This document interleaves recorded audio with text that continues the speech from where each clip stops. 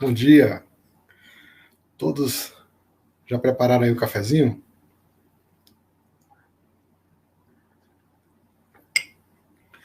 Mestre Felipe, bom dia, professor. Meu amigo, Luiz Federal em Serra Talhada, Isadora, bom dia. Sejam todos muito bem-vindos, tá?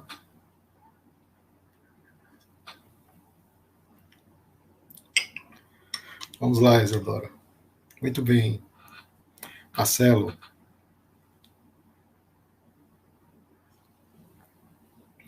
Então, estamos dando um tempinho aqui para avisar ao pessoal. A aula de hoje, gente, vai ser sobre sentença. Né? Sentença penal condenatória, que não é coisa fácil. Mas, embora não sendo coisa fácil, não é impossível de se aprender e se aprender bem, tá certo? Então, vamos estipular algumas perguntas iniciais para dar um direcionamento didático à aula. Tá? Aqui eu já separei 2 artigos, um do Código Penal e também um do Código de Processo Penal para expor, e aí vamos expor no nosso canal YouTube, e vamos hoje estudar o capítulo 38 de um total de 41 lives, né, de um total de 41 capítulos. Para cada capítulo, nós estamos fazendo uma live do curso de Direito Processual Penal em conformidade com a teoria do direito, tá? Lembrando que é o único do gênero que aplica essas categorias ao direito processual penal em sua estática e em sua dinâmica. Então, para que se haja uma aplicação escorreita e possibilidade de controle, você saber o que é correto, você não impede que a pessoa cometa o incorreto, mas você viabiliza controle. Né? Então, a identificação dos pontos de partida e a aplicação desses institutos viabilizam, no casos de abuso, né, nos casos de abuso, a instrumentalização por intermédio de um recurso, aplicação da teoria da nulidade e das demais teorias que são inseridas na sentença. Eu lembro o seguinte, para a gente iniciar sobre sentença, sobre decisão judicial, a sentença de um processo penal, em especial a sentença penal condenatória, ela traz para si todos os elementos do processo. Né? Nós temos aí uma ideia de correlação entre a petição inicial e a sentença. Então, a sentença deve ser correlata à petição inicial, não deve fugir dos seus limites, mas nesse permeio entre a petição inicial e a sentença, nós temos a necessidade de se garantir um debate efetivo sobre os elementos. E esse debate é o contraditório judicial. Né? Então, a gente pode até dizer que o contraditório judicial é um elo que liga o aspecto fundante do contraditório da ampla defesa aos elementos fundados, que são as regras sobre sentença penal que vamos estudar. Bacana? Aí, gente, esse é o nosso capítulo 38. Mas a gente veio estudando outros capítulos, né? E na aula anterior nós tratamos do consenso. Aí vejam que o consenso penal, que pode ser, por exemplo, uma suspensão condicional do processo, é consenso, né? Porque depende de aceitação. É consenso o acordo de não persecução penal, nós precisamos de uma anuência, uma espécie de negócio jurídico processual. Todos esses elementos, eles desaguam em uma sentença. Então é muito comum que a sentença encampe para si tudo que foi visto no curso do procedimento. Então, a teoria da prova, você precisa fazer a descrição da prova, então estudamos lá na prova que este elemento, né, denominado elemento empírico probatório, ele também se transforma em argumento. Então, nós dividimos também a prova, assim como todos os outros institutos, enquanto ato, enquanto norma, enquanto procedimento. Então, temos todos esses elementos que são encampados pela sentença. Então, quando um procedimento é feito de maneira escorreita, nós temos chances de ter uma sentença correta, se ela for fundamentada, bem fundamentada em si mesma. Então, ela será válida, ela será escorreita, ela estará com incidência perfeita, tanto do ponto de vista extrínseco, ou seja, veio de fora, foi documentada, quanto do ponto de vista intrínseco, né? E ela está ali dentro do corpo dela também, vista isoladamente em si, uma sentença também feita de maneira correta. Em contrapartida, nós temos nulidades na sentença. Quando ela vem mal feita, seja nulidade extrínseca, porque ela encampou, por exemplo, vícios do procedimento, vícios da prova, seja mesmo nulidade intrínseca, quando ela é mal fundamentada. Aqui meu abraço para os amigos do Ceará, professor Adriano do Vale, tá? Nossos amigos que estão aí, Rony, professor Rony, aqui no Instagram, tá certo? Gente, vamos também colocar aqui umas exposições breves de legislação no canal YouTube, porque tudo que nós falamos em termos de teoria precisamos relacionar com os marcos do direito positivo, tá? Então a gente vai fazer essa menção, porque nós fazemos derivar os argumentos teóricos dos textos de direito positivo. Então é indispensável, né? Se você fizer a coisa somente da sua cabeça, você não terá direito no sentido racional, né? Terá decisionismo, terá voluntarismo.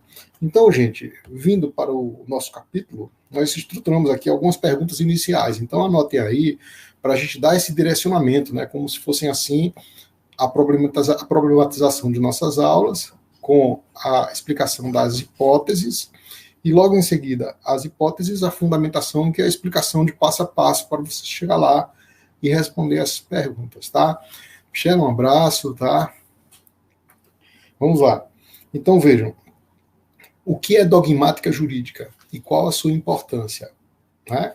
Então, muita gente fala da dogmática, mas é interessante saber o que é dogmática e o que é uma dogmática sofisticada, tá certo?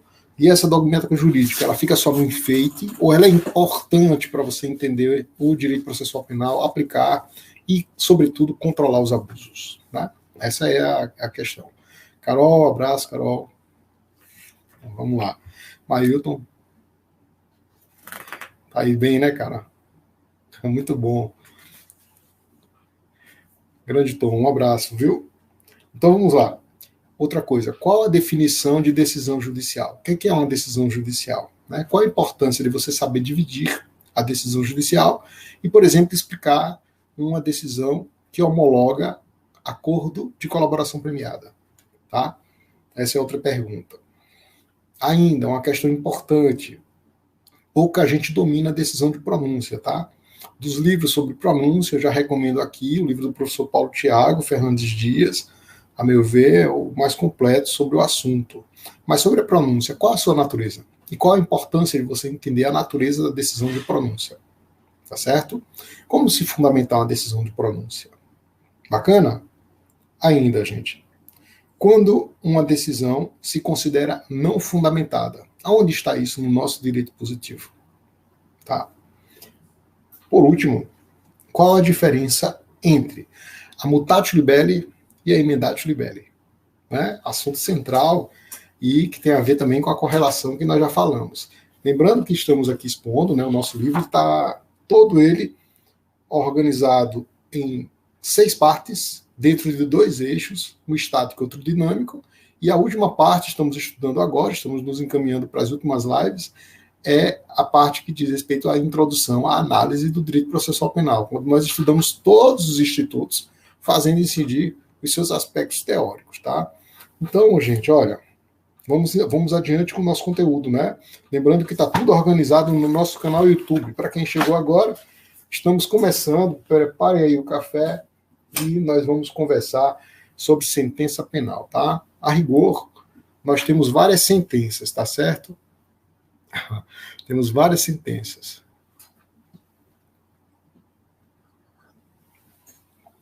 Por exemplo, nós temos a sentença absolutória. Na verdade, a sentença absolutória é a de predileção. A condenatória é a sentença subsidiária. Ou seja, antes de se condenar alguém, se deve buscar os elementos, identificar os elementos que indicam a sua absolvição. Então, só quando não é possível absolver, só quando não é possível se reconhecer a prescrição do delito, é que nós vamos examinar se existem os requisitos necessários à condenação. Isso decorre da própria letra do dispositivo, né? Então, se eu for, por exemplo, colocar aqui para os amigos que estão no YouTube, né, e no Twitter, vocês vão verificar que há um constrangimento dogmático para o juiz absolver. Tá? Então, por exemplo, no texto diz assim, o juiz absolverá o réu. Ou seja, o texto não diz o juiz condenará o réu. O texto diz que o juiz absolverá o réu. Então vejam aí, para quem está acompanhando, o artigo 386, tá bom, pessoal? Então, o 386, ele vai dar esse direcionamento para a gente. Pronto. Então, o 386 fala, o juiz absolverá o réu. Isso é uma dicção cogente. Ele não fala, o juiz condenará o réu. Né? O 387 não fala isso. O 387 fala, são requisitos a sentença penal condenatória. Então, quais são os requisitos à sentença penal condenatória? São divididos em 2 parâmetros. O primeiro é o de necessidade. O que é necessário para condenar alguém? Bom, é necessário para condenar alguém que exista perícia para os crimes que deixam vestígios. Está lá no artigo 158 do Código, né? Para os crimes que deixam vestígios, nós precisamos indispensavelmente do exame de corpo de delito, direto ou indireto, né?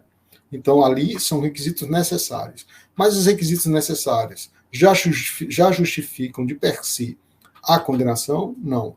Além dos requisitos necessários, eu preciso que esses requisitos sejam suficientes ao outorgar um juízo.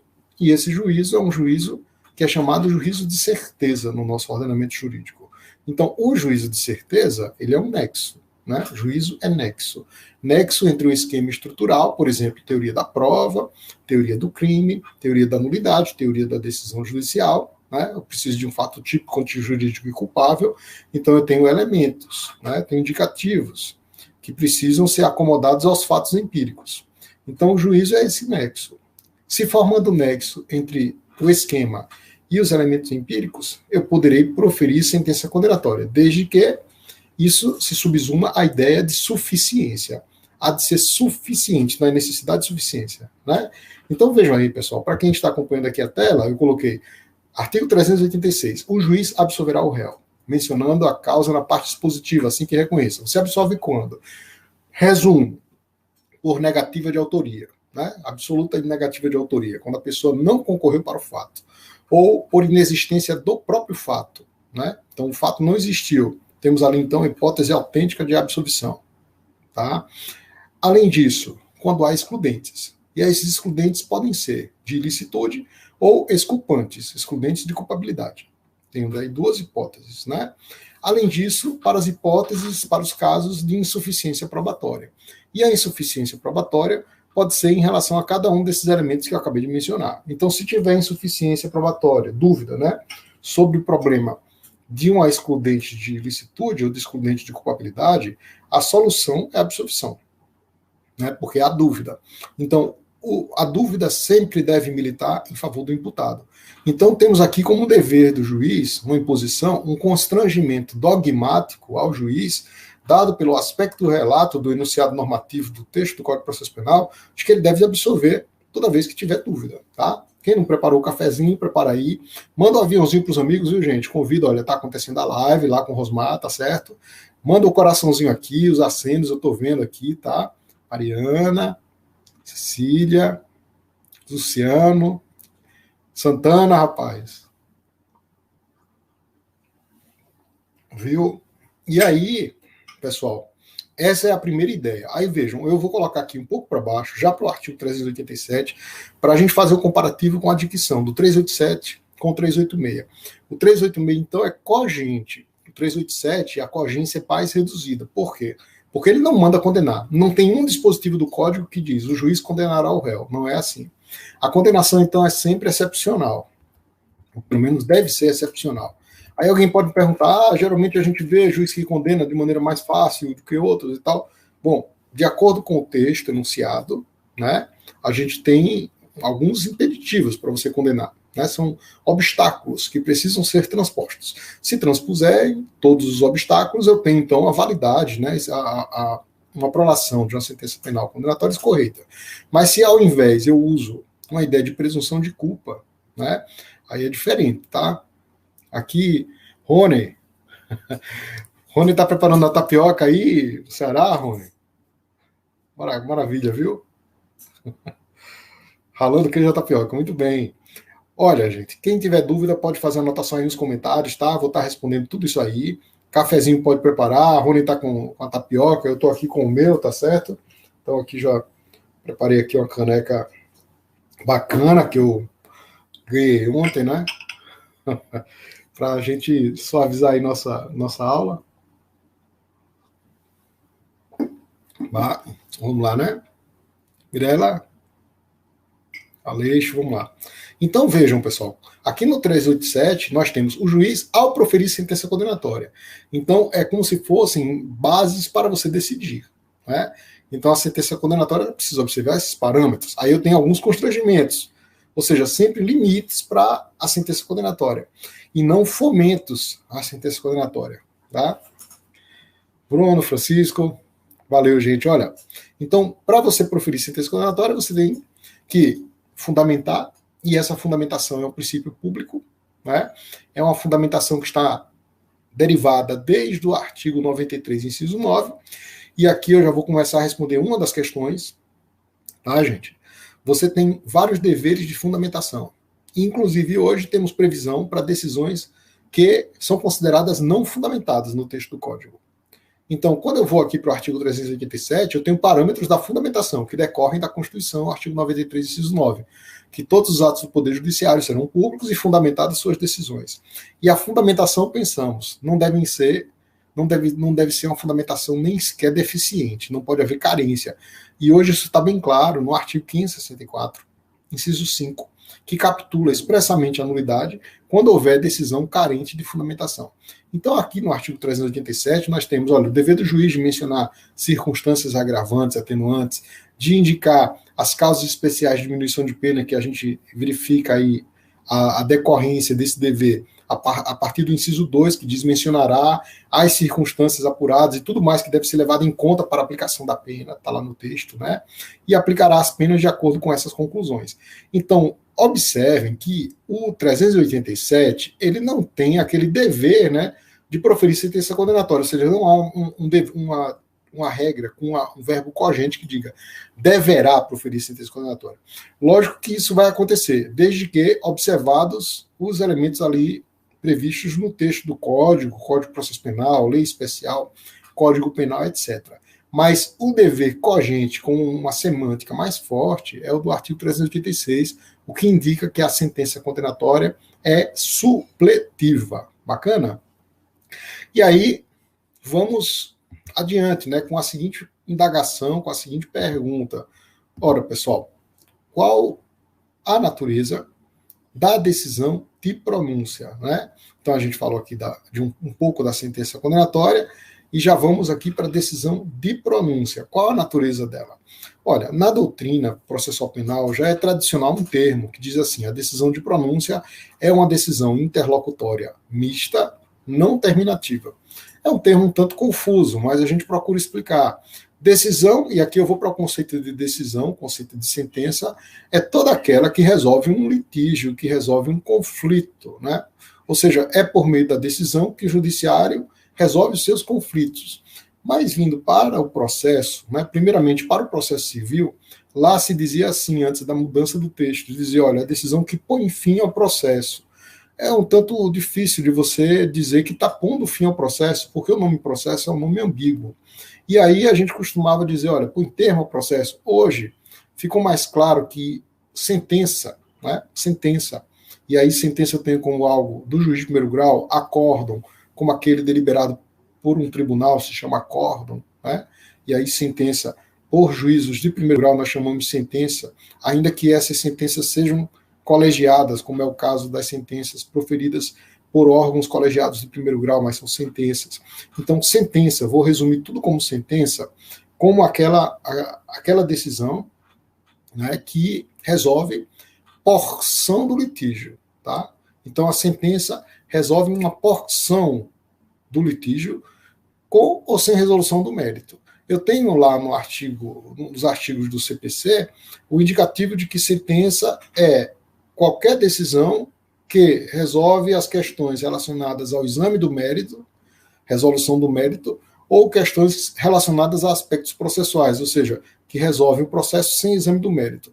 No processo penal, a coisa é um pouco mais assistemática, né? Nós temos dificuldade de sistematizar esse conteúdo, em especial porque no processo penal você vai ter sentença, por exemplo, no meio do processo, que extingue o processo, que põe fim àquela porção do processo, inclusive com feição meritória, como, por exemplo, reconhece a prescrição de um dos delitos, e ali você tem sentença, em sentido estrito, um documento chamado sentença, mas que não põe fim ao processo enquanto procedimento com uma morfologia própria, né? O processo ele vai continuar andando. Agora, uma porção do processo, no sentido de pedido, né? Pedido, o processo pode ser também um pedido, né? Ou várias petições iniciais podem ser processo, ou vários pedidos em uma mesma petição inicial, que reúne tudo aquilo ali.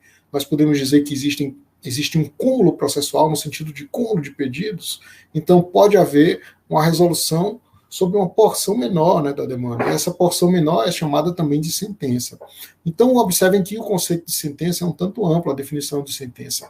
E por que nós precisamos, então, uniformizar essa definição, né? Qual a importância disso aí? Bom, para fins recursais é importantíssimo, porque toda vez que você define os pontos de partida, você tem melhores condições de aplicar as consequências jurídicas. Se você tiver dúvida sobre os pontos de partida, você vai fazer arbitrariedades. Né? Você vai ter dúvida de como aplicar as consequências, porque na origem existe a dúvida também. Né? Então, delimitar bem é um aspecto que depende da dogmática jurídica. E aqui eu vou para uma das questões que formulamos no início, né, que é dogmática jurídica, tá? Aquilo que depende da expertise, né, de quem está observando o direito. A dogmática jurídica, ela decorre de uma atividade de divergência dos observadores de segundo nível. O que é um observador ou alguém de segundo nível? É alguém que está do lado de fora e está vendo como o sistema funciona. Aí eu digo, em sentença tem todos esses pontos comuns. Na sentença existe a resolução, pelo menos sob o aspecto processual ou sob o aspecto de mérito. Então, aquilo ali eu posso chamar de sentença. Por quê? Porque encerrou um elemento do pedido, embora não tenha encerrado todo o procedimento em sentido morfológico. Tenho sentença. Bom, mas decisão. Gente, decisão você pode tomar em sentido amplo ou em sentido estrito. Né? Uma decisão em sentido amplo é a sentença também. Uma decisão em sentido amplo é o acórdão. Agora, em sentido estrito, pessoal, a decisão tem a ver com resolução de questão. E questão é sempre uma controvérsia sobre um ponto. Tá? Então, temos pontos como proposições descritas em um processo. Eu digo, olha, ele cometeu esse fato à noite. O outro diz, não, ele cometeu, mas foi durante o dia. É um furto, isso é relevante. Por quê? Porque, a depender do momento em que foi cometido, o furto será qualificado e a pena dobra. Né? Então, aquele elemento ali, duvidoso, né, o elemento que eu tenho dúvida, é uma questão que vai exigir uma decisão. Lógico que essa decisão vai ser tomada na sentença, mas eu posso ter outros tipos de controvérsia, como, por exemplo, o pedido de prisão. O pedido de prisão, ele é sempre controvertido, porque parece existir uma essência nossa, natural, de evitar, suprimir a supressão da nossa liberdade, né? Então, o pedido de prisão ele vai ser sempre algo submetido a controvérsia. Então, quem pede, por exemplo, a prisão preventiva, ele está colocando em questão a liberdade de alguém. E aí nós temos a necessidade de uma deliberação, de uma decisão. Então, a decisão é aquele ponto controvertido que demanda uma resposta judicial, demanda uma deliberação. Então, tem aí a diferença entre sentença e decisão. Qual a importância? Bom, vamos saber a importância se identificarmos os efeitos jurídicos disso aí. Se for sobre prisão preventiva, né, aí ali eu já sei que não é uma sentença, eu já descarto que seja condenação, não é reconhecer culpa, né?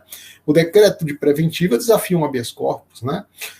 O indeferimento da prisão preventiva desafia um recurso em sentido estrito, então eu tenho a possibilidade de aquilatar as consequências. Bom, e se for sentença, né, uma sentença parcial, uma sentença que reconhece a prescrição, porque um dos réus, por exemplo, tem mais de 70 anos, a prescrição ali conta pela metade, tá?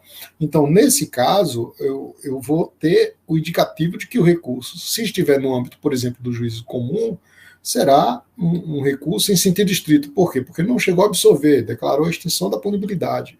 Se estiver no âmbito dos juizados, eu já identificarei, bom, o recurso é outro. Né? Nos juizados eu não tenho a incidência de recurso em sentido estrito, eu tenho um apelo no prazo de 10 dias. Então, a delimitação daqueles elementos comuns que os observadores de segundo nível, que têm expertise sobre o assunto, identificam e trazem aqui para vocês o conceito. Então, eu digo, olha, sentença é uma deliberação no ato do juiz que resolve porção da demanda, com ou sem apreciação do mérito. Eu tenho sentença. Antigamente, inclusive, a pronúncia era sentença. Né?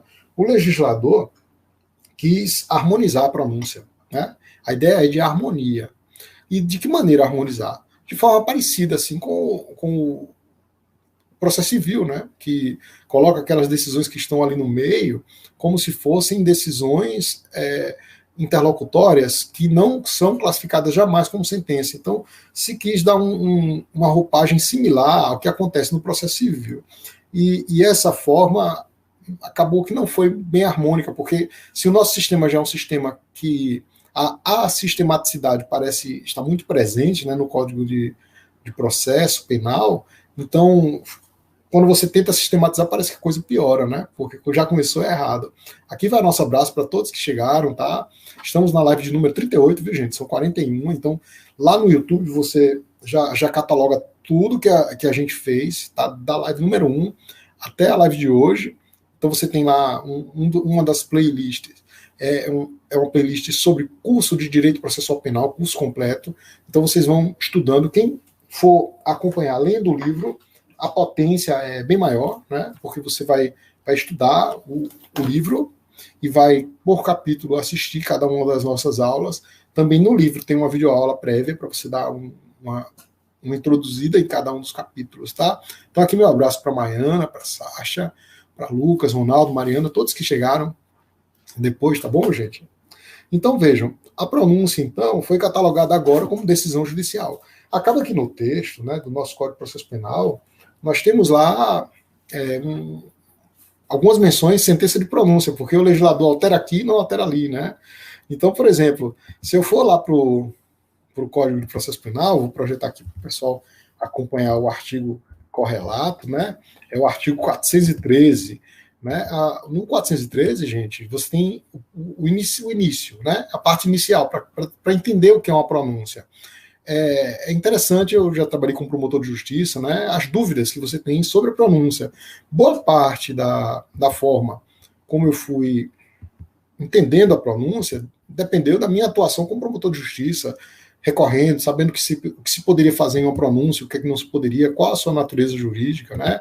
Então aí, para quem está acompanhando no YouTube, vocês têm aí o artigo 413, está marcadinho aí, né? O juiz fundamentadamente, vejam só, que toda a preocupação do legislador, essa alteração foi uma alteração que ocorreu em 2008, a preocupação do legislador é para que o juiz não se meta na cognição dos jurados. O júri mesmo é um júri que é um processo, né, que os jurados decidem com base na convicção íntima. Então, como eu vou dar racionalidade a uma decisão do júri? Por intermédio da pronúncia, porque a decisão dos próprios jurados não é baseada na racionalidade, por óbvio, né? A decisão dos jurados, ela é uma decisão baseada na convicção íntima, tá? Nossa promotora de justiça, foi minha professora, está aqui também, Alexandra Borler. Bem-vinda, Alexandra. Bem-vinda. Lucas, Ronaldo. Então vejam, pessoal, olha, a pronúncia, então, ela vai precisar delimitar o que será feito a partir dali. Rigorosamente falando, é a pronúncia que vai ser responsável por uma espécie assim de petição inicial para a coisa continuar, sabe? Petição inicial. Porque antes nós tínhamos o libelo crime acusatório, que se baseava na pronúncia. Não temos mais libelo, mas temos a própria pronúncia. Uma vez preclusa a pronúncia, tá? A pronúncia ali fechadinha, ela será base para sustentação oral em plenário. Vejam que importância. Se não houver recurso contra a pronúncia, ela é que será a base da acusação do Ministério Público no júri. Então é muito importante que ela seja elaborada com cautela, com cuidado, tá? Com todos os detalhes. Né? Cunhado Henrique, um abraço. Vamos lá, vamos em frente. Acordou cedo, rapaz. Acordar cedo, né, cara? Muito bem, parabéns, viu? Então, gente, olha. Essa base inicial, que ela seja algo o mais proximamente de uma fundamentação neutra, sabemos que não tem essa neutralidade, mas é a ideia de indicar uma racionalidade e evitar julgamentos injustos, evitar que alguém seja condenado quando deveria ser absolvido. Então, qual a chave aí para a gente fazer uma pronúncia bem feita? Primeiro, dar prevalência para a ideia de impronunciar ou absolver sumariamente toda vez que você perceber que a pessoa, seguindo a júri, ela poderá ser condenada sem provas. Né? Toda vez que você perceber que ela não tem elementos ali para ser condenada, né? Ou então, se houver uma condenação com base naquele contexto que ali apresentado vai ser uma condenação abusiva, a pessoa não deve ir à júri. Então, por isso que o princípio indúbio pro societate é uma falácia. Né? É um princípio que não deve ser aplicado, indúbios pro societate. Porque, justamente, se você tem dúvida, a pessoa não pode ser levada para a júri, porque ela vai ser condenada pelo leigo de maneira secreta. Né? Então, qualquer ideia, você proteger isso aí. Luiz, um abraço também, viu, Luiz? Um abraço, Bastos, Leandro. Então, gente, olha, essa ideia, então, da pronúncia, ela circunscrever bem o que deve ser objeto de plenário e só mandar para a júri quem tem algum elemento que enseje racionalmente e de maneira intelectivamente, né, de forma intelectiva, a percepção de que uma condenação pode ser uma condenação sustentável, você manda para a júri. Mas se a pessoa não tem contra ela elementos plausíveis para indicar uma condenação viável, é sinal de que ela não deve ser processada, não deve continuar adiante. Né? Então é justamente a pronúncia que circunscreve o procedimento do júri para lhe dar racionalidade. Né? Eu até escrevi um artigo sobre a racionalidade da decisão de pronúncia. Aí foi publicado aí em um dos livros, está até ali, um livro que está ali na estante sobre o STF, organizado pelo Vitor, pelo Yuri Félix e pelo André Nicoliti. Eu escrevi sobre valor probatório, né, e racionalidade da decisão de pronúncia do júri. Né? Então essa racionalidade da pronúncia é a que evita condenações pelo júri de maneira abusiva. Então, aqui no artigo 413, diz assim, olha, o juiz fundamentadamente pronunciará o acusado, se convencido, observe bem, da materialidade do fato. Tá? Luiz, um abraço, Luiz. Da materialidade do fato. Veja que o texto evita dizer o que dizia antes. Ele dizia antes que o juiz convencido, o juiz identificasse a existência de crime antes. Hoje diz, olha, quando ele estiver convencido, ou seja, algo subjetivo do juiz, baseado em alguns elementos objetivos, ele estiver convencido da materialidade do fato, ele pode pronunciar. Materialidade do fato, pessoal, quer dizer que o juiz não diz que é crime. Ele vai, lógico, ao final classificar. Né, uma classificação provisória e uma classificação que vai depender de um julgamento posterior pelos jurados. Então, isso quer dizer que ele apenas faz uma subsunção provisória em relação aos fatos e não diz que o crime aconteceu. Então, em uma pronúncia você não pode formar juízo de culpa. A pronúncia ela deve ter uma fundamentação equilibrada. Você não pode inserir na pronúncia agravantes e atenuantes ou qualquer coisa que diga respeito à aplicação de pena. Tá? Então, a pronúncia não é sentença condenatória. A pronúncia é uma decisão que se circunscreve ao crime doloso contra a vida e admite a acusação relativamente a ele. Bom, e se existirem crimes conexos? O que fazer? Né? Porque, às vezes, por exemplo, tem um crime doloso contra a vida, um homicídio, mas tem também outro tipo de crime, como, por exemplo, a ocultação de cadáver, ou então houve um estupro conexo. Né? Então, tudo isso aí é objeto de fundamentação. No entanto, tá? Observe aí, Eric, Rafael. No entanto, a forma como você encaminha os delitos conexos a júri é por decorrência da conexão. Né? Então, você, rigorosamente falando, você não pronuncia um crime que não seja doloso contra a vida. A pronúncia é do crime doloso contra a vida. A pronúncia é do acusado, a admissão é em relação ao crime doloso contra a vida. E toda a fundamentação se centra nele. Bom, e se existirem crimes conexos? Aí você faz uma fundamentação mais superficial e justifica a remessa para júri por força dos elementos de conexão. E conexão, pessoal, lembre, conexão em processo penal só no artigo 76, tá certo? Então aqui, né, tá justificado porque o artigo 403 diz, olha, o juiz fundamentadamente pronunciará o acusado, se convencido da materialidade do fato e da existência de indícios suficientes de autoria, indícios no plural. Se você confrontar esse artigo com o 312 da prisão preventiva é diferente. O 312, ele diz, olha, ele fala em existência de crime e indício no singular, fato, né? Então, algo assim diferente, a semântica é outra, né? Então, aqui a nossa fundamentação, né, ela deve se limitar à indicação da materialidade do fato, indícios suficientes de autoria, né, ou de participação, diz o código, né, e deve dizer o dispositivo legal em que julga a pessoa incursa, tá? Isso está no parágrafo 1º, e é uma maneira de você evitar incluir na pronúncia coisas que são próprias da aplicação da pena, tá bom? Bom, esse é o artigo 413, eu interrompi aqui o compartilhamento da tela do canal YouTube, tá joia, gente? Ginaldo, um abraço, está nos acompanhando aí no YouTube, ao pessoal do Facebook também, do Twitter, tá certo? E aí, gente, eu vou aqui projetar para vocês a questão da fixação da pena da sentença condenatória, só para a gente identificar o confronto entre a pronúncia e uma decisão condenatória que não tem nada a ver com ela. A pronúncia, lembre, você não inclui causas especiais de diminuição de pena. De aumento pode. Não inclui agravante e atenuante. Lá você delibera sobre a prisão, decretando-a somente se houver pedido e requisitos do artigo 312. Né? Então, a pronúncia tem toda uma limitação de fundamentação. Já caiu em concurso público para você fazer uma pronúncia. É mais difícil, às vezes, do que fazer uma sentença condenatória.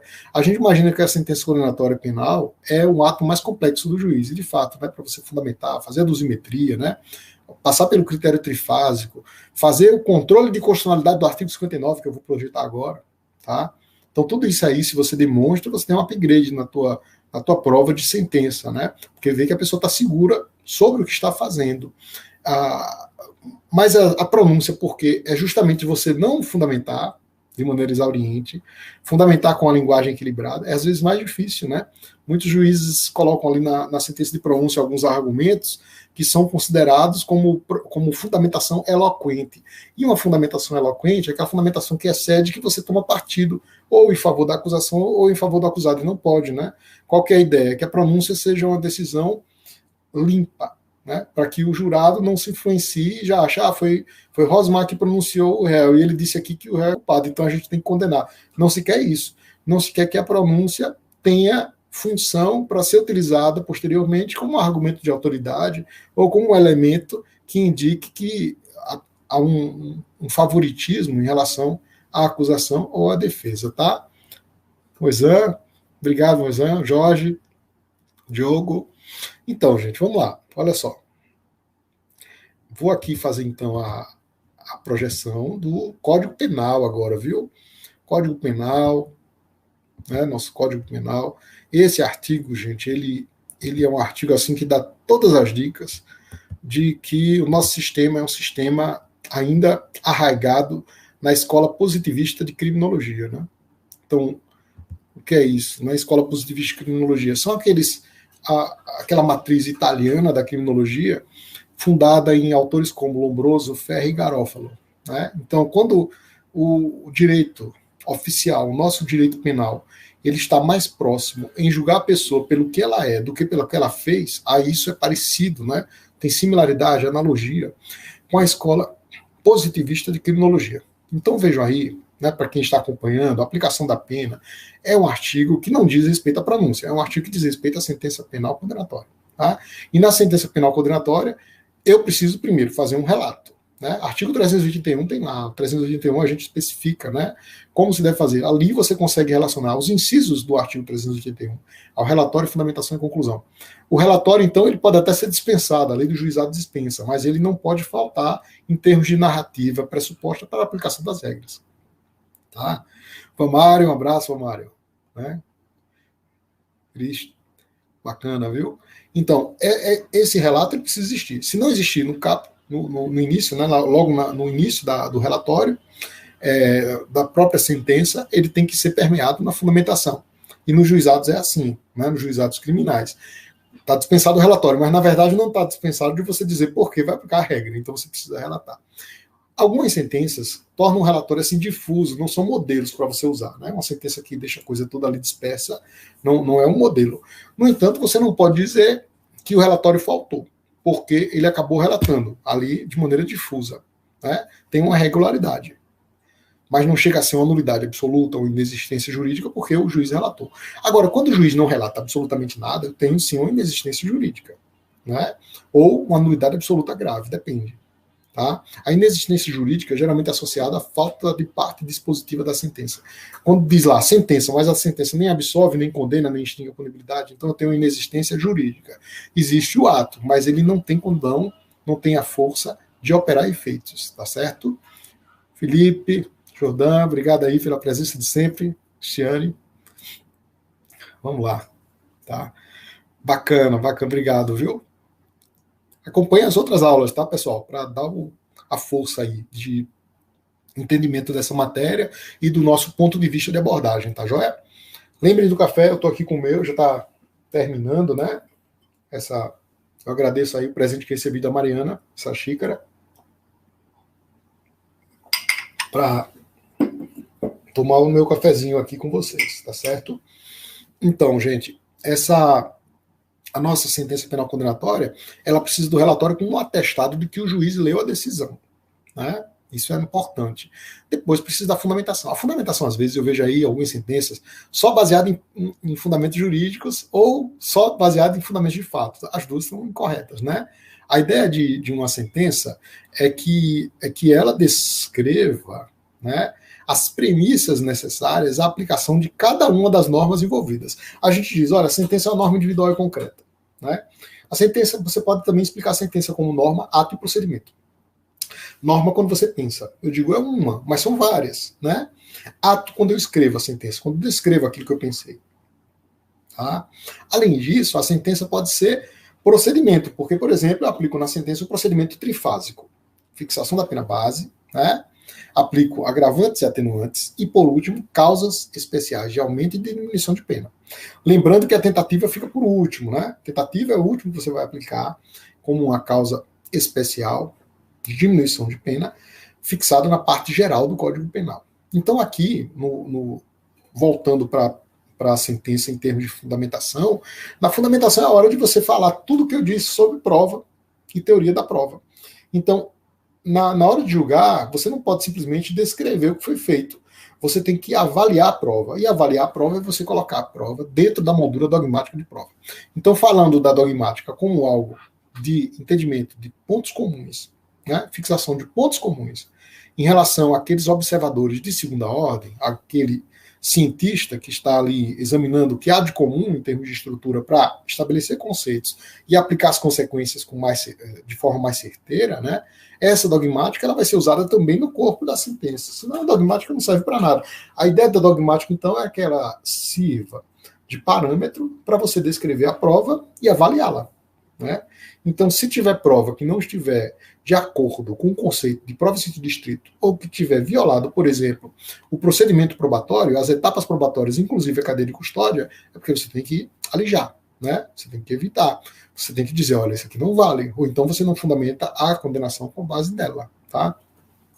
Meu professor, Jorge Sarmento, prefaciou aí 3 livros meus, prefaciados pelo professor Jorge Sarmento, né? 2 sobre ação popular, e um que eu adoro, que é o efeito vinculante de concretização do direito. Bom dia, professor, obrigado. A honra, viu? Manuela, Vitória, Breno, obrigado aí, gente. Então, vejam, pessoal, a sentença, então, ela se baseia em várias teorias, né? A gente tem uma teoria da decisão jurídica, uma teoria da decisão judicial. Nosso livro, nesse capítulo 38, fala teoria da decisão judicial, porque, de fato, a constatação de que existem sentenças fracas ou com fundamentações que dão saltos e que pulam a correlação é algo, assim, extremamente preocupante. A ideia de correlação envolve 2 institutos, que é a mutatio e a emendatio libelli.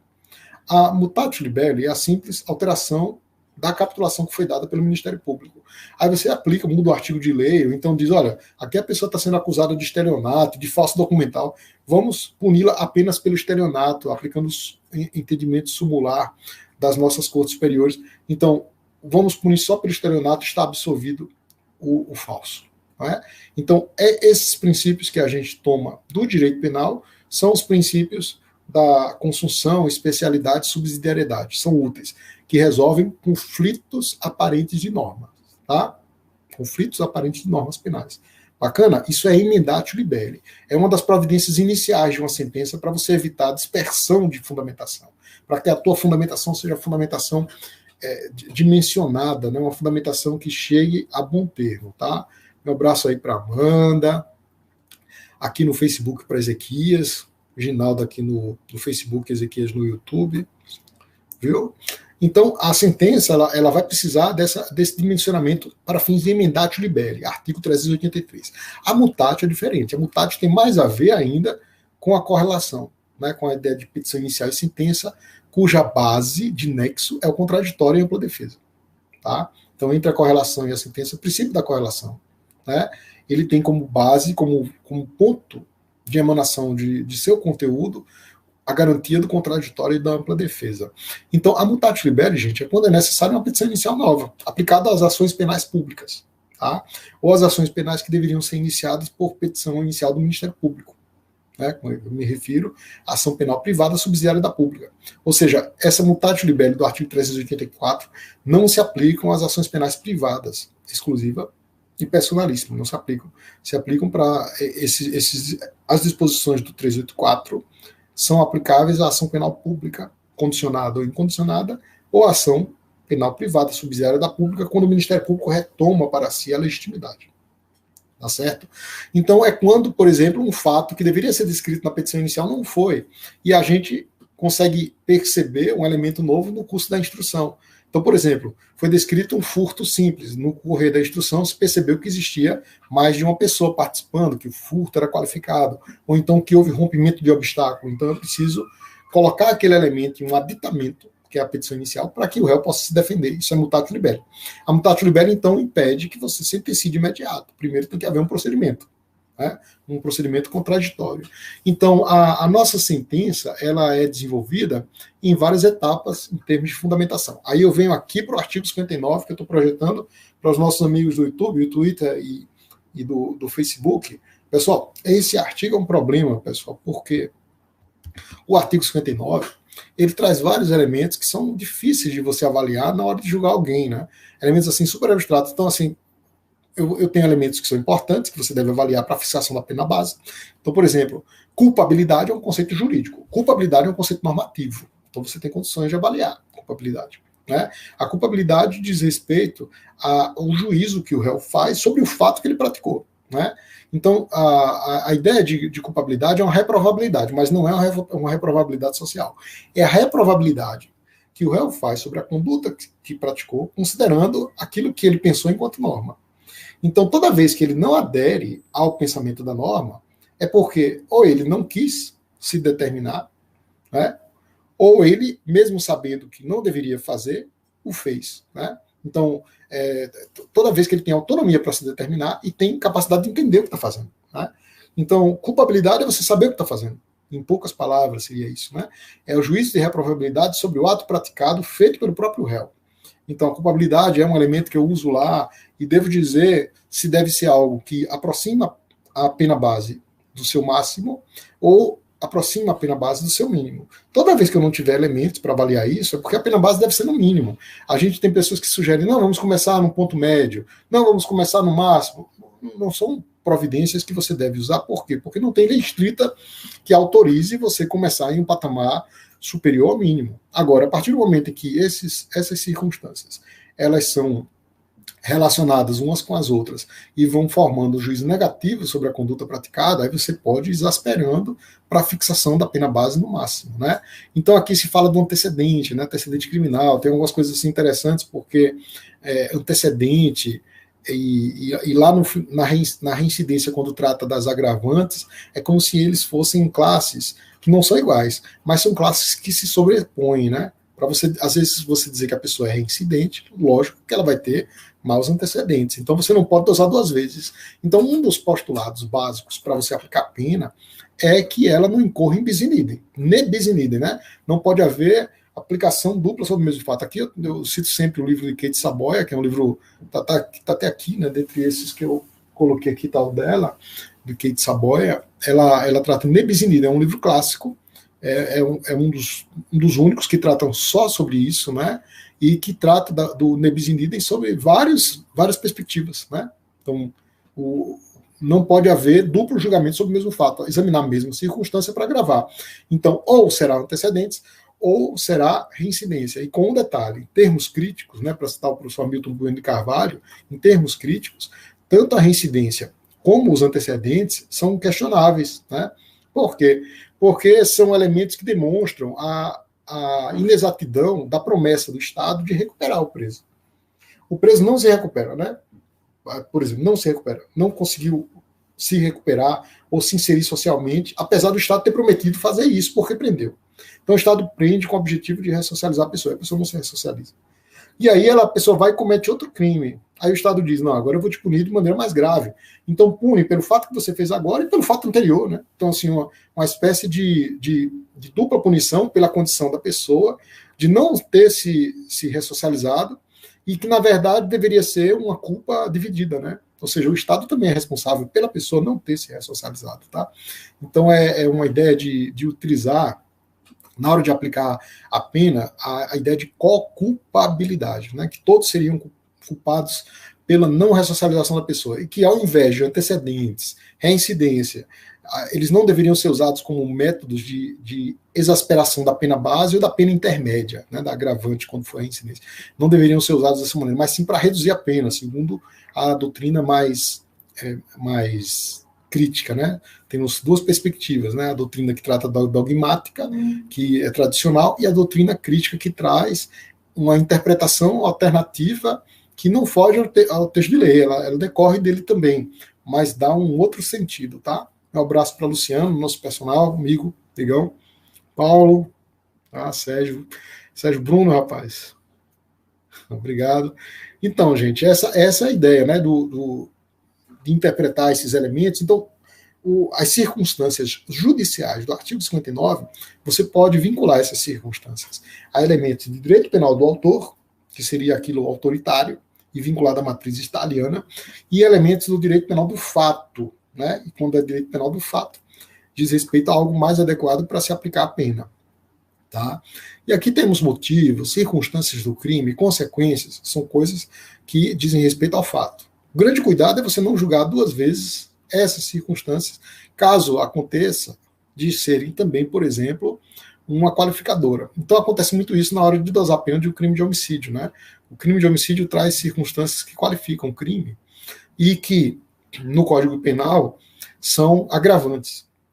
Então você não pode aplicar a mesma circunstância para agravar e qualificar o crime, ou uma coisa ou outra, né? Desde que haja previsão legal. Então, isso acontece muito no crime de homicídio. Né? Homicídio contra criança, homicídio contra ascendente e descendente, são qualificadoras. Né? E não existe crime duplamente qualificado. A qualificadora é uma só.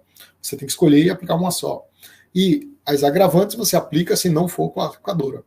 Então, se existem 3, 4 qualificadoras, você aplica uma qualificadora para tornar o crime com pena de 12 a 30 anos, e a agravante, que não foi usada como qualificadora, vai se situar lá na segunda fase, né? Vai ser agravante. Então, temos que ter muito cuidado com isso na hora de aplicar pena, viu, gente? Aplicação de pena, né? E a gente descreve isso aqui no nosso livro como forma de dar uma fundamentação racional. Então, temos considerações em torno do comportamento da vítima, né?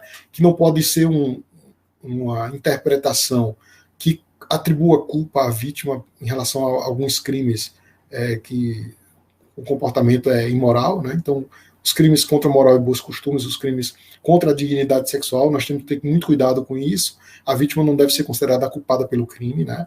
Então, porque a vítima usou uma roupa insinuante, não, ela deu causa ao estupro, isso não pode ser usado, né? De maneira alguma.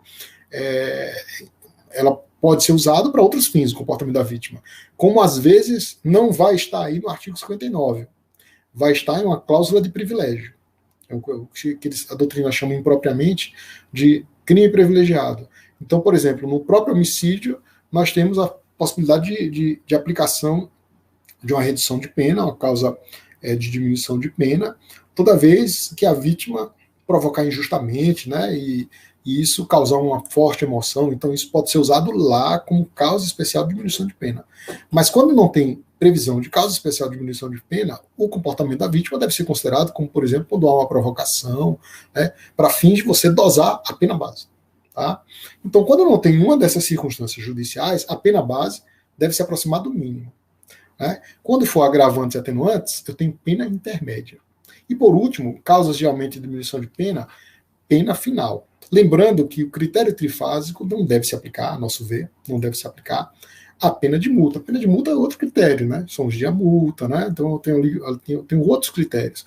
E a base principal deve ser algo relacionado à possibilidade da pessoa pagar, né?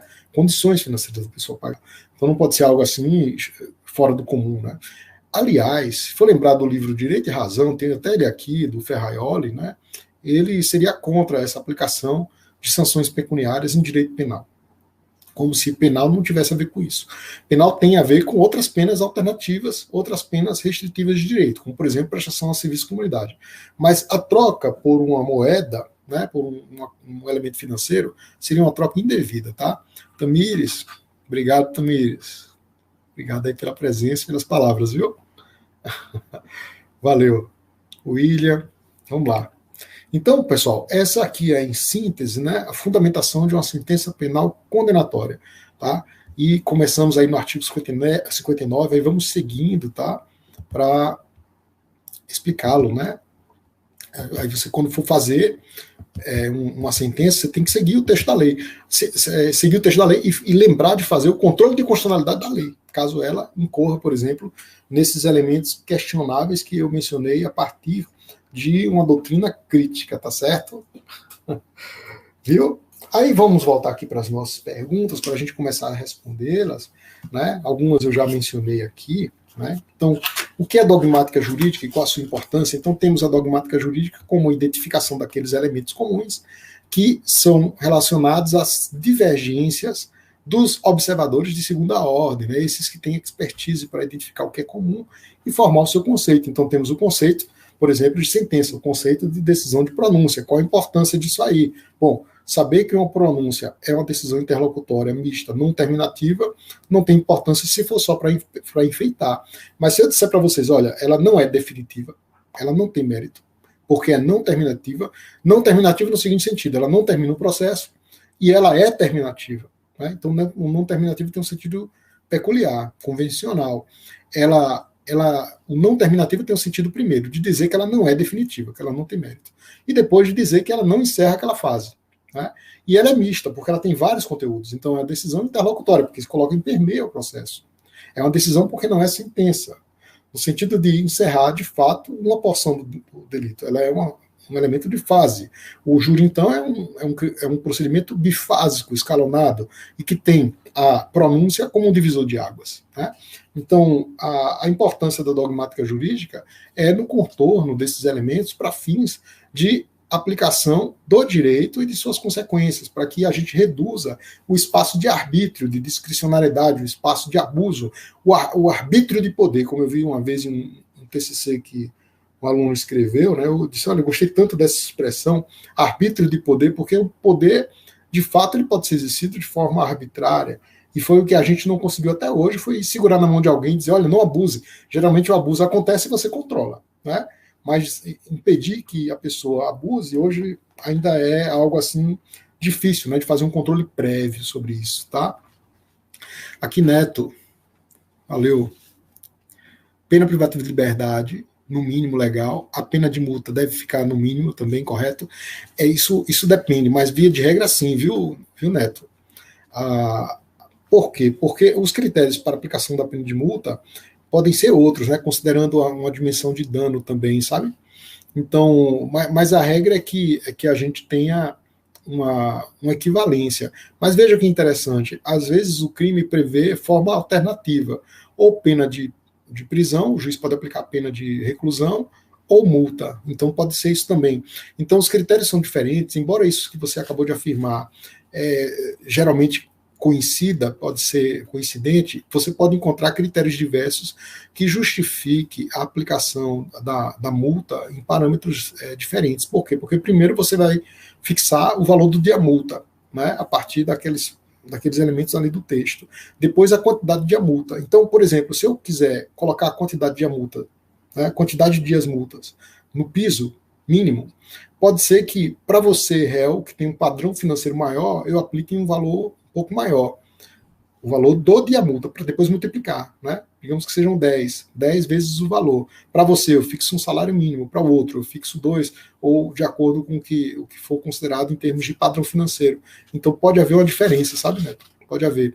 Embora seja, como os nossos acusados geralmente têm um poder aquisitivo muito baixo, né? Se eu chegar no patamar mínimo de pena de prisão, aí a multa também pode ser que fique no valor mínimo, considerando, primeiro, que eu uso como parâmetro também a gravidade do fato, e em segundo lugar, a questão do seu poder aquisitivo, tá certo? Agora, o que não pode faltar é justificativa, né? Então, gente, olha, obrigado, viu? Obrigado. Então, qual a definição de decisão judicial, né? Decisão judicial em sentido amplo. Eu posso ter várias formas de classificar. Então, deixar isso bem claro, tem decisão subjetivamente simples, decisão subjetivamente complexa, como é o caso do júri, né, que os jurados decidem os fatos, o juiz aplica o direito na sentença. Então, temos várias formas de decisão, temos de níveis de jurisdição, sentença, acórdão, temos decisões monocráticas de juiz de primeiro grau, que é a maioria, decisões colegiadas de juiz de primeiro grau, temos também decisões de órgãos monocráticos dos tribunais. Então, existem várias formas de você deliberar, mas temos algo comum, né? E decisão resolve questão. Essa questão pode ser uma questão inicial, pode ser uma questão final. Quando é uma questão final, eu tenho ali a sentença em sentido estrito. A sentença enquanto resolução de porção do mérito ou de uma porção processual. Posso ter isso aí, tá certo? Então, temos como encontrar um eixo comum, né? O Bianor Arruda, foi um amigo que fez doutorado comigo, ele diz, olha, é forma de resolução de conflitos pelo Poder Judiciário. Perfeito. Né? Agora, ele deu ênfase a um aspecto sintático, né? Ele deu ênfase a um aspecto sintático de respeito à competência, mas relacionou a um elemento também semântico, que é a de resolução de conflitos. Mas observem que aí ele fez uma definição que tem uma ênfase maior no aspecto sintático, tem um cunho pragmático de resolução de conflitos e também necessita de algum eixo semântico de menor proporção. Aqui nós damos ênfase a um aspecto estrutural, sintático, né? Muito mais sintático do que pragmático. Né? Quando eu digo, por exemplo, olha, é uma forma de resolução de uma porção do litígio, é uma decisão, aí eu estou dando ênfase à sua estrutura, né? Embora sempre a gente tenha uma ênfase, tem que ter um pouco de semântica, um pouco de pragmática, lembrando que semântica é sentido, estrutura é a sintática e a pragmática é a função que eu dou ao instituto. Tá certo? Bom, qual a natureza da decisão de pronúncia? Respondemos, né? Decisão interlocutória mista não terminativa se coloca em permeio devido às fases do procedimento do júri. Bacana? Quando uma decisão se considera não fundamentada. Gente, aqui é bacana porque vou até colocar aqui para o pessoal que está nos acompanhando no YouTube, no Facebook e no Twitter, porque nós temos hoje, olha como o nosso código é assistemático, pessoal. Nós temos hoje, no artigo 315, nosso código, parágrafo 2º, uma reprodução do artigo 489 do CPC, dizendo quando não se considera fundamentada uma sentença, né? Então, aí diz assim, olha, não se considera fundamentada uma sentença que se limitar à indicação, à reprodução ou paráfrase de ato normativo, né? Aí vejam aí, nós temos no artigo, então, estão vendo aí, né? 315. Aí vejam, pessoal, o 315 está no tópico do nosso código que cuida da prisão preventiva, né? Está no tópico que trata das prisões, especialmente da prisão preventiva. Aí onde o código trata da prisão preventiva, está tratando também de fundamentação da sentença. E sentença está disciplinada ali a partir do artigo 381 do código. Então o nosso código ele tem muitos problemas, né, de estruturação, de organização, e também vamos também dar uma justificativa, né, para esse problema. O código é muito antigo, é um dos mais longevos, né, que a gente já teve, se não o mais longevo, tem 80 anos o nosso código é de 1941, nosso código tem problemas, que é um código que se baseou em e um parâmetro fascista italiano do código Rocco, né? E ele confessa nisso aí. Se você pega a exposição de motivos do CPP de 41 do Brasil, o ministro da época, Francisco Campos, vai explicar que se baseou no código da Itália, do período fascista, do Alfredo Rocco, né? Então o código tem 80 anos, né? Então nada mais natural que a gente tenha muitos retalhos, né? O código com muitos retalhos, tá? Então vejam aí, gente, olha, o 315, então, trata de prisão, né? Pode decretar, substituir prisão. Aí depois, lá no parágrafo 2º desse artigo, aí nós temos um dispositivo que diz que não se considera fundamentada qualquer decisão judicial, seja ela interlocutória, se coloca em permeio, né? Sentença, geralmente no final, mas pode também acontecer sentença liminar no início, como, por exemplo, quando você absolve sumariamente alguém, né? Eu absolvo então tem uma sentença liminar de um réu, e não absolve os demais, então o processo vai seguir. Então vejam que o conceito é um tanto ambíguo. Então, sentença, acordo e decisão interlocutória, que aí se coloca ali tudo que está no CPC. Se limitar à indicação de um ato normativo, uma paráfrase, sem especificar a sua relação, vejam que a gente está o tempo todo falando de relações, né? Nossas aulas, todas elas falando de relações, precisamos relacionar, precisamos ter cuidado com o filtro constitucional, então sempre relação, né? Então aqui também tem relação com o enunciado normativo e relação com o fato, que daí seja o pensamento da norma. E a norma deve se relacionar com o ato que você documenta, tá? Então diz no inciso 2, empregar conceitos jurídicos indeterminados, né, sem explicar as razões. Então tudo que a gente fala, né, a gente precisa dizer qual o sentido. Isso é interessante porque você vai relacionar duas coisas, conotação e denotação. Um conceito jurídico indeterminado, ele tem mais extensão, tem mais denotação. Então, quando você explica, você imprime intenção, ou seja, você dá a ele conotação, intencionalidade, né, em relação àquilo ali para especificar seu sentido. O grande problema, às vezes, quando você dá intencionalidade, você traz elementos extensos também. E aí fica uma necessidade de você tentar equilibrar a denotação com a conotação. Isso a gente explica aqui, viu, gente? A gente explica com detalhes para vocês dominarem isso aí. O inciso 3 diz, olha, invocar motivos que se prestariam a justificar qualquer decisão. Então, o que é isso? A pessoa chega e deixa uma fundamentação já pronta e deixa só a listinha ali para você mudar o nome do réu. E quando você muda o nome do réu, a decisão serve para todos os réus. Então, isso é uma decisão não fundamentada. Naturalmente que existem casos padrão, né? Aqueles casos que são repetitivos, né? Mas é muito importante ter cuidado para a delineação dos fatos. Então, às vezes, os fatos têm uma distinção, têm um discrime, têm uma particularidade, têm uma idiosincrasia que você precisa verificar e apreciar de maneira separada. Então, toda vez que uma decisão puder ser usada em todos os processos, é porque é uma decisão não fundamentada, tá certo? O inciso 4, pessoal, não enfrentar todos os argumentos deduzidos no processo, né? Então, quando você não enfrenta argumento no processo, cabem embargos de declaração.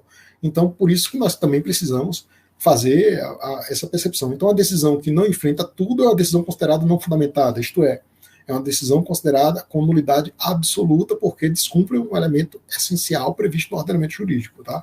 Lhe falta o elemento essencial.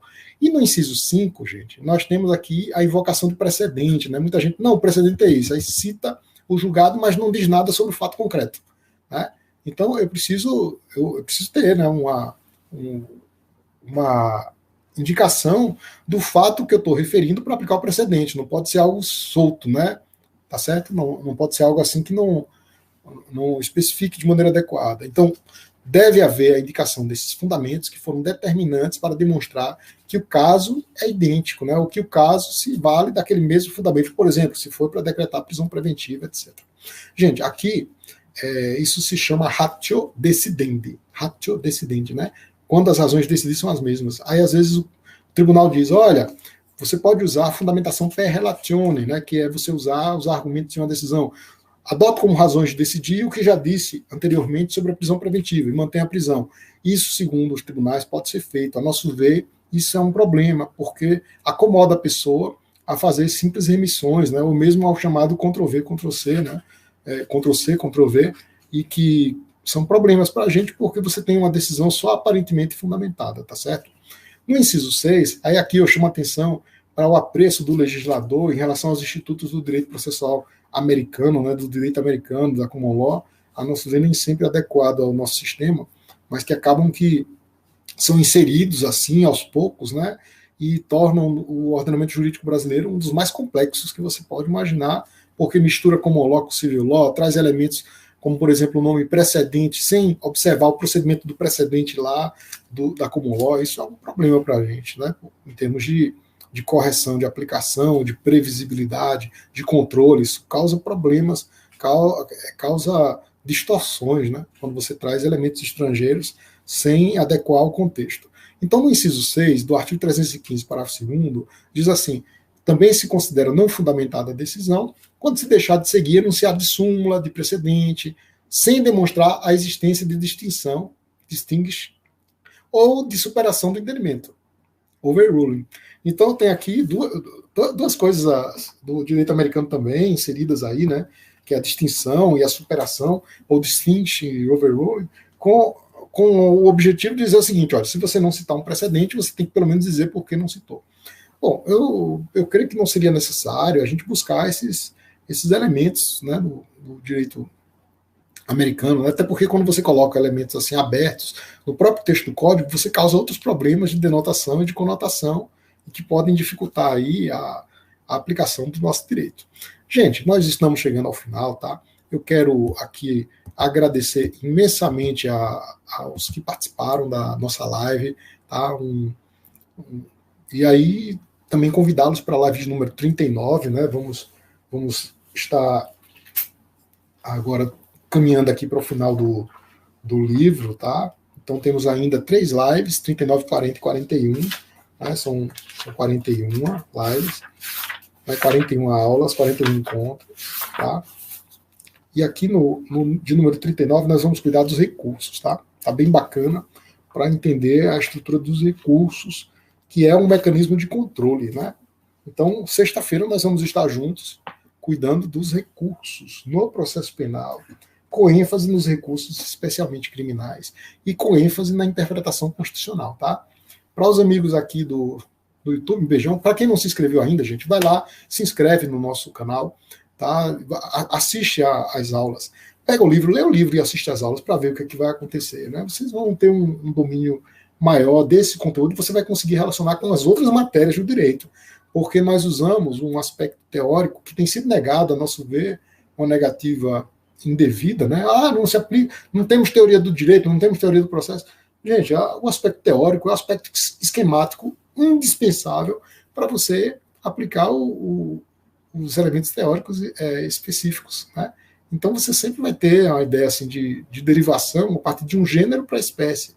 Se você nega o gênero, você vai fazer voluntarismo, né? Fica talvez uma fundamentação assim com um déficit, né, de arrimo, de amarras, né, de trilhos.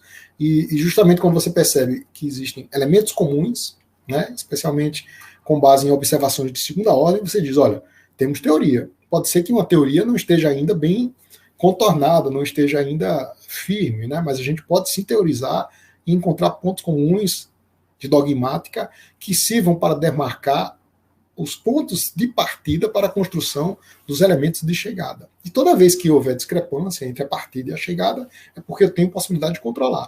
Se você não tiver delimitação dos marcos iniciais, você não vai ter como fundamentar isso de uma maneira forte, né?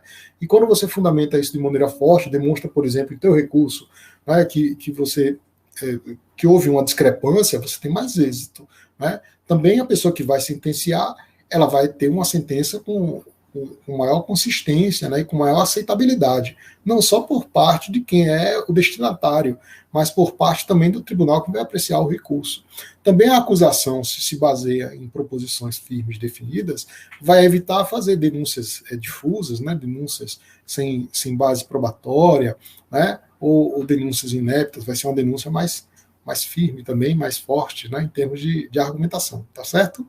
Sóstenes, obrigado, viu, Sóstenes? Obrigado.